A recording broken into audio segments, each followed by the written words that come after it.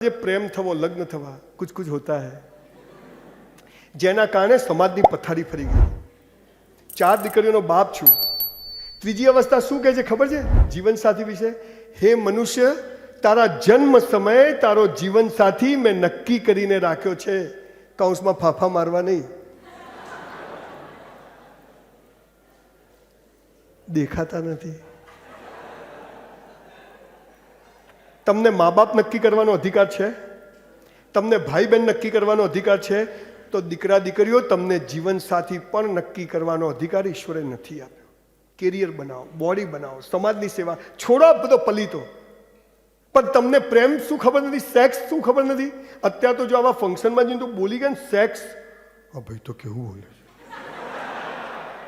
એટલે આપણે એમને માં આવી ગયા. આ જરૂરી છે. આ નથી બોલે એમાં જ દાંત વાળ્યો છે. તમે જુઓ, બહુ ગંભીર પ્રશ્ન મૂકું છું. આટલા નાના છોકરા છોકરીઓ બીજા ત્રીજામાં ભણતા હોય, એને સેક્સ કીસ હક કંઈ ખબર જ નથી. એ રમે છે ઘરમાં, ટીવીમાં જોવે કે પેલા ઈલું ઈલું કરે, એટલે એક છોકરો બીજી છોકરીને હક કરે, કિસ કરે, ગાલું, એને ખબર જ નથી. મમ્મી જોઈએ, હે શું કરે, છોકરું આ બાજુ, છોકરી આ બાજુ. એને એમ થાય કે આવું કરાય. આ સમાજ શું, આપણે શું, તમે જુઓ કે આ પ્રોબ્લેમ ક્યાંથી ઊભો થયો. 18-20 વર્ષના થાવ, તમારી ઉંમરના થાવ, અહીં કોઈ છોકરો છોકરી એકબીજાને ઓળખતા હોય, ઘરે બી ખબર હોય. અહીંયા હમણાં બહાર નીકળે ને, અહીંયા ઝાંપા જોડે 2 જણ ઊભા ઊભા વાત કરતા રોડ ઉપર જ, એવામાં કોઈ કાકા નીકળે, તમને આના માટે અહીંયા મોકલ્યા છે. છોકરી કે તું જા જલ્દી પેલી બાજુ, છોકરી આ બાજુ, છોકરો આ બાજુ. મારી ઉંમર થાય 54-55 વર્ષની, 1966નું મોડલ છું. અહીંયા કોઈક સરસ રૂપાળા બહેન જોડે ઓળખાણ થાય, હાય હેલો થાય. કાલ સવારે મુંબઈ જતો ને એરપોર્ટ પર મળી જાય, ત્યાં વળી આ કિશન મળે, સાહેબ આ ઉંમરે અલા કરવાનું ક્યારે કરવાનું? તમારો જીવન સાથી ઈશ્વરે નક્કી કરીને રાખ્યો છે. બેટા, કેરિયર બગાડશો નહીં, કેરેક્ટર બગાડશો નહીં, સોશિયલ મીડિયા પર ફોટા શેર કરશો નહીં, વોટ્સઅપ પર મિત્રો શોધશો નહીં, ફેસબુક પર મિત્રો શોધશો નહીં. અજાણ્યા મિત્રોને તમારા કપડાં વગરના વિડીયો બનાવી શકાય છે તમારા ફોટા ઉપરથી. બેટા, તમને ખબર ના તો કહી દઉં. અને એ જ છોકરાઓ તમને આખી જિંદગી લગ્ન પછી બ્લેકમેલ કરશે. કરશો નહીં. એક છોકરી બીજી છોકરીને શું કહે ખબર? એટલે એક વાત કહું કે કેને કોઈને કહેતી નહીં, એટલે તારા પેટમાં નહીં રહેતી, એના પેટમાં કદી રહેશે.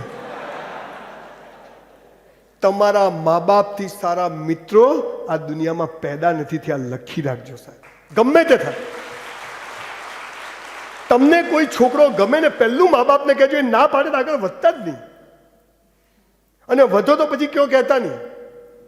તમને ખબર નથી આ ઉંમર ભણવાની છે, કેરિયર બનાવવાની છે, બોડી બનાવવાની છે, સમાજ સેવા કરવાની છે.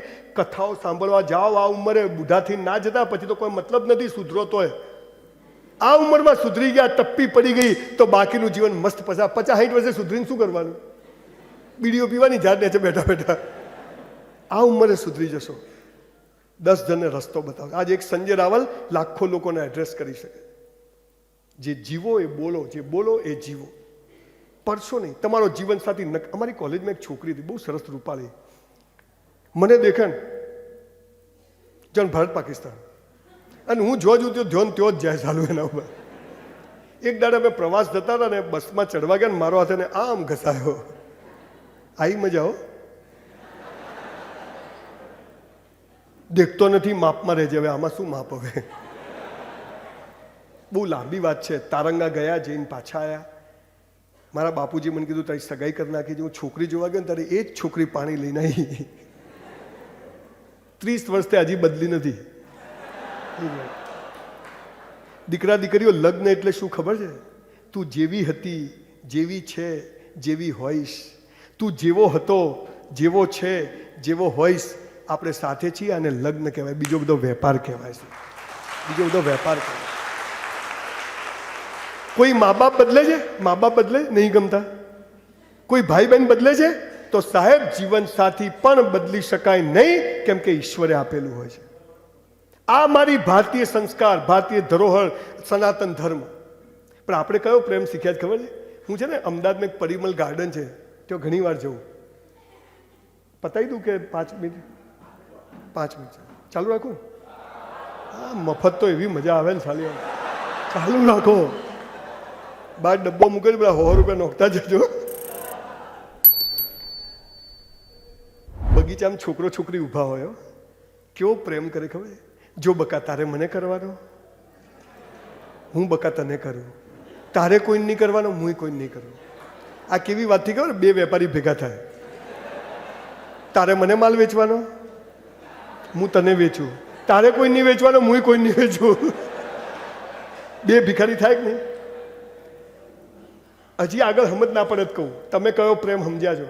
અમદાવાદમાં VS હોસ્પિટલ જોડે એક કાકા બેઠા હતા, એક પોંજરું આવ્યું, એમાં એક ગોંડો, મીના, નખ મારે ને વાળ ખેંચે ને ગાળો, મીના આઈ લવ યુ. કાકા કે શું થયું? કે ગોંડો થઈ ગયો. કે કેમ? કે મીના નામની છોકરીને 10 વર્ષથી પ્રેમ કરતો હતો અને 10 વર્ષે મીનાએ ના પાડી દીધી. તો કે ગોંડો થઈ ગયો. હા, મીના મીના કરે. હાલું કે આવું કરાય નહીં.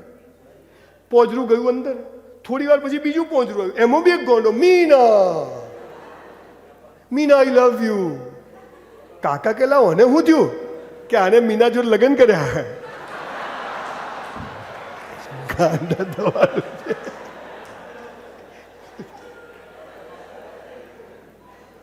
જીવન મસ્ત, ગમે તેવું કજિયાખોર બૈરું મળે, ગમે તેવો હસબન્ડ મળે, પણ ફેરા ફરો ને એ પહેલાં જે વિચારવું એ વિચારી લેજો, એ પછી જિંદગીમાં વિચારતા નહીં સાહેબ કોઈ દિવસ. આ આપણા સંસ્કાર, કેમ કે એ લેનદેન જો હાલ છોડીને તો બીજા જન્મમાં એ જ મળશે. ફેર પૂરું કરવું એટલે આજ લડાઈ લે ઢીસાઢીસ જે થવું થાય. અને બીજું સાહેબ, તમારે કોઈની જોડે સંબંધ થાય, સગાઈ થાય, અને એ છોકરો કે છોકરી જો તમારો મોબાઈલ જોવા માગે ને તો રાખડી બંધાઈ દેજો, કે જ્યાં વિશ્વાસ ના હોય ત્યાં સંબંધ હોય. આ સમજ સાથે જ તમારું જીવન સાથી નક્કી છે. ચોથું અને છેલ્લું મોક્ષ. એક જ વાત કહીને વેવાઈ મારી વાત પૂરી કરું. મોક્ષ એટલે શું ખબર છે? બીજું બધું છોડો. તમારી પાસે કાલ 25-50 હજાર રૂપિયા ભેગા થાય ને અને તમારે મોક્ષ જોઈતો હોય ને તો કોઈ મંદિર, મસ્જિદ, સ્કૂલ, કોલેજ, સમાજમાં, ગૌશાળામાં ક્યાંય આપતા નહીં, 6 પાપ લાગતું. પણ એ 25,000 રૂપિયા લઈ અને આપણા કુટુંબ પરિવારની કોઈ બહેન દીકરી કુવાસી દુઃખી હોય એના ઘેર 12 મહિનાનું સીધું સામાન અપાઈ દેજો, જીવતા મોક્ષ મળી જશે. જીવતા મોક્ષ મળી જશે. બહુ બનાવ્યા મંદિરો, બહુ બનાવી ધર્મશાળાઓ, ચલો થોડા માણસો પણ બનાવીએ, ચલો થોડા માણસો પણ બનાવીએ. સાલા હું મર્સિડીઝમાં ફરું અને મારી બેન સ્કૂટર ના હોય, અરે મારો બનેવી ગમે તેમ હોય, બેન પટેલ મારી છે. આ ભાવ. હું બંગલાઓની સ્કીમ કરું, દુકાનોની સ્કીમ કરું અને મારી બેન ભાડે રહેતી હોય, પટેલના દીકરા હોય ને તો આવું થવા ના દેતા બોસ. આપણી કુવાસી દુઃખી ના હોવી જોઈએ. આ ભાવ પેદા થાય ને મોક્ષ આવી ગયો. મને કહો, હું આવા 2000 સેમિનાર કરું તો મોક્ષ મળે, કે હિમાલયમાં જઈને એક પગે ઉભો રહીને તપ કરું તો મોક્ષ મળે? 2000 સેમિનાર. સમાજમાં રહી, જગતમાં રહી, સરદાર પટેલની જેમ સમાજ માટે જીવી જઈએ ને તો જીવતા મોક્ષના અધિકારી બની જવાય. આ સમજ. હું અહીંયા આવતો હતો, મને વિસનગર ભગવાન હાઈવે પર મળ્યા. મને કે ક્યાં જાય? મેં તું બીજા વેવાઈને મળવા. મને કે કેમ? મેં તું બધા આમ બેઠા છે, જીવનમાં મજા નથી, હવે હું શું કરું? તમારે આખો દિવસ હસતા રહેવું છે? હે? ખાલી રોડ ઉપર લોકોને ખાલી જુઓ તમે.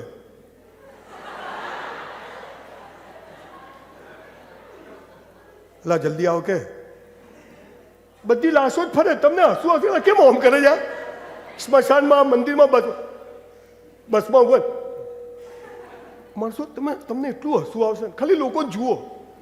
કૌંસમાં લોકો તમને જોતા હશે. હસો બેબાક. મેરા હૈ સો જાવે નહીં, જો જાવે સો મેરા. મારું ધાર્યું થાય હું ખુશ, મારું ધાર્યું ના થાય ભગવાન ખુશ. ભગવાને મને શું કીધું? મેં તું મનુષ્ય જાત સુખી થઈ જાય એવું કહી દે. ત્યારે ભગવાને શું કહ્યું? તું કરતા વો હૈ जो तू चाहता है, फिर होता वो है जो मैं चाहता हूं. तू करने लग वो जो मैं चाहता हूं, फिर देख होगा वो जो तू चाहता है. આ એનો જાદુ છે. મેં 2 પુસ્તકો લખ્યા છે. હવે મને પહેલા કરતાં સારું લાગે છે. બીજું છે મને ગમે છે, તમને પણ ગમશે. હું કિશનને મારા પ્રિય 100 પુસ્તકોનું એક લિસ્ટ આપીને જઉં છું ઈમેલ પર. તમે બધા પાન, મસાલા, ગુટકા, ગર્લફ્રેન્ડને પોપકોર્ન ના અપાવતા પણ એક ચોપડી ખરીદજો. સંડાસમાં બી ચોપડી રાખો, ડાઇનિંગ ટેબલ પર રાખો. ભલે વાંચો નહીં આખી જિંદગી, એના વાઇબ્રેશન હોય. જ્યાં જાઓ તમારા થેલામાં 2 ચોપડી, ભલે આખી જિંદગી ના વાંચો. તમે લોખંડ પડ્યું હોય, મેગ્નેટ, ટાંકણી પડી હોય, ખેંચી લે કે નહીં? એમ ક્યારે તમારી અંદરની શક્તિ પેલી શક્તિમાંથી ખેંચશે. આ દેશની એટલી બ્યુટિફુલનેસ છે, પણ આ સાલું કીધું જ નથી. ચોપડીઓ વસાવજો. 2 પુસ્તકો એમાં મારા છે, જે હું થોડી કોપી લઈને આવ્યો છું. વિસનગરથી વધી છે. 200 રૂપિયાની ચોપડી છે, આજે 100 રૂપિયામાં મળશે. વિવાહ છો એટલે. પણ વાંચ્યા પછી ન ગમે તો 200 પાછી લઈ લઈશ. ગેરંટી મારું છું. બહુ મસ્ત લખાય છે. 1 લાખ કોપી એની વેચાઈ છે. આ પુસ્તકો ખરીદજો. મા બાપની ખૂબ સેવા કરજો. અને જીવનસાથી એકવાર જે મળે ને, આગલી રાત સુધી વિચારી લેજો. કાલ સવારે પીઠી ચોળાઈ ગયું ત્યાં સુધી વિચારજો. પણ જેવા ફેરા ફર્યા પછી સમજવાનું કે આખી જિંદગી આની જોડે પૂરું કરવાનું છે, ગમે તે થઈ જાય.